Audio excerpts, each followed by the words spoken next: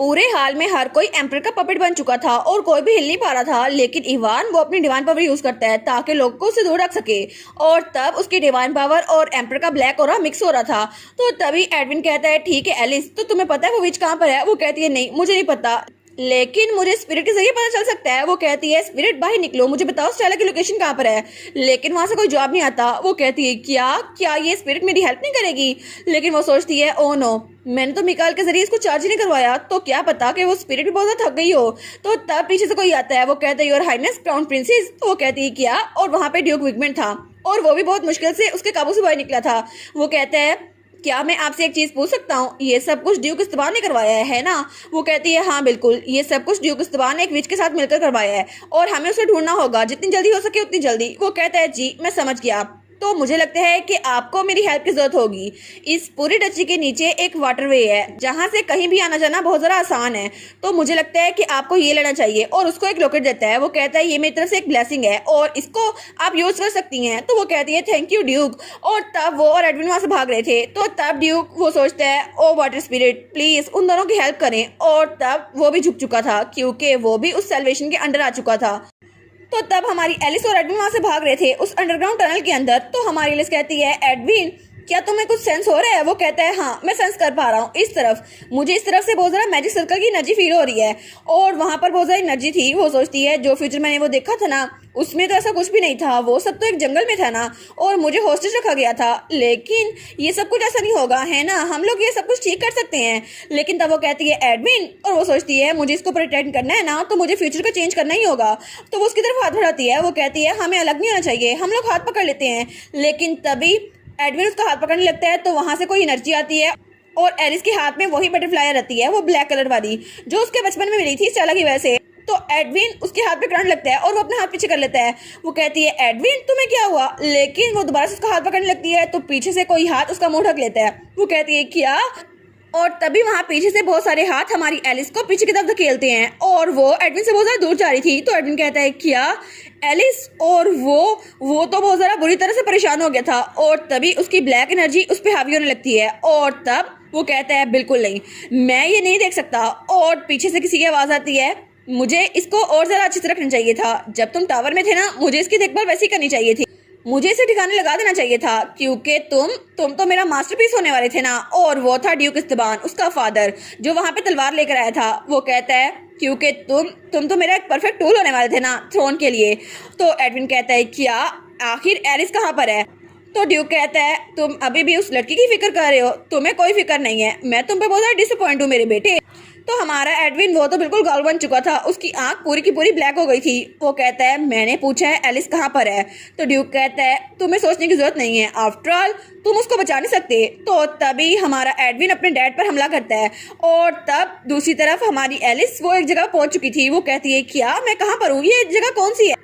तो वहां पर उसको कोई बताता है, तुम मैजिक सर्कल के सेंटर में हो और ये जगह वही थी जिसे तुम ढूंढ रही थी, है ना? और वहां पे स्टेला बैठी थी और वो स्माइल करके हमारी एलिस की तरफ देख रही थी। तो एलिस कहती है, क्या?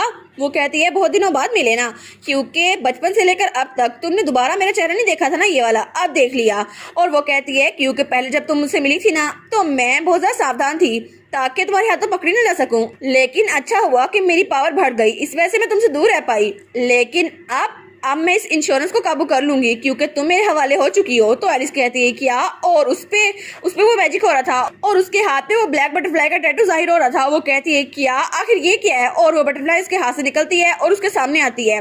तो तब स्टेला कहती है, ये टाइम है मेरी पेमेंट लेने का, क्योंकि मैंने तुम्हें वो टी लीव्स दिए थे। और वो बटरफ्लाई हमारी एलिस के सर पे बैठने लगती है। तो वो कहती है, ठीक है एलिस, अब तुम मेरे काबू में हो। लेकिन हमारी एलिस सोचती है, क्या मैं इसके काबू में क्यों आ रही हूँ? मुझे इसे बाहर निकलना होगा। तो तभी स्टेला अपना खंजर निकालती है और उसकी तरफ बढ़ती है। वो कहती है, तुम मरने वाली हो एलिस, क्योंकि अब तुम्हें बचाने के लिए कोई भी नहीं आएगा, ना ही वो एडविन और ना ही तुम्हारा दोस्त मिकाइल। अब तो मेरे हाथों से मर जाओगी।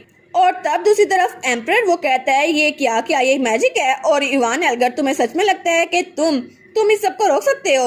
और तभी वो कहता है, ठीक है सब लोग मेरे सामने आओ। और उस बॉल को यूज करता है। वो कहता है, होली पावर की ऑब्जर्वेशन मुझे लगता है बहुत ज्यादा स्लो हो गई है, तो ये डिस्टर्ब नहीं हो सकती। तो हमारा मिकाइल वहीं पे खड़ा का खड़ा रह गया था। वो कहता है, मुझे होली पावर और चाहिए, मुझे होली पावर दो। और तब हमारे मिकाइल पे हमला करता है। लेकिन हमारा मिकाइल सोचता है, मेरी बॉडी ये तो हिल ही नहीं पा रही, आखिर मैं उस पर हमला कैसे करूं? लेकिन तभी वो धड़ाम से पीछे गिर गया था और एम्पर भी उसके साथ ही गिरा था। तो वो सोचता है नहीं, मुझे इससे बचाना होगा खुद को, और एम्पर दोबारा से खड़ा होता है और वो मैजिक बॉल लेकर उसके पास आता है। तो वो कहता है मेरी होली पावर ये काम नहीं आ रही। तो तभी वो बस हिम्मत करके अपना हाथ हिलाता है और उसके साथ ही कुछ पड़ा हुआ था। वो कहता है प्लीज मेरी बॉडी, प्लीज थोड़ी सी हरकत करो। और तभी एम्पर वो कहता है तुम्हें मरना होगा, तुम्हारी होली पावर यूज करके तुम्हें मरना होगा और इससे मेरा काम हो जाएगा। तो तब मिकाइल उस चीज को उठाता है और एम्पर के सर में मारता है। वो कहता है तुम सो जाओ एम्पर। और तब एम्पर वहां जमीन पे गिर गया था। तो तब अपने भाई के पास आता है और कहता है ब्रदर। तो इवान कहता है एल मेरी हेल्प करो। वो कहता है लेकिन मैं कैसे कर सकता हूँ, मेरे पास डिवाइन पावर है लेकिन मैं कोई प्रीस्ट थोड़ी ना हूँ। तो इवान उसको घूर कर देखता है। वो कहता है जी ठीक है मैं करता हूँ हेल्प। और तब उसकी तरफ हाथ बढ़ाता है और तब वहां पर इर्द गिर्द ज्यादा रोशनी फैल गई थी और दूसरी तरफ एडविन और ड्यूक इस्तेबान अभी तक लड़ रहे थे और उनकी पावर बहुत ज्यादा इंटेंस थी। तो हमारा एडविन तो बहुत ज्यादा गुस्से में आया हुआ था। वो कहता है आपकी हिम्मत कैसे हुई, लेकिन तभी उसने ड्यूक के बाजू पे हमला किया था और ड्यूक कहता है क्या।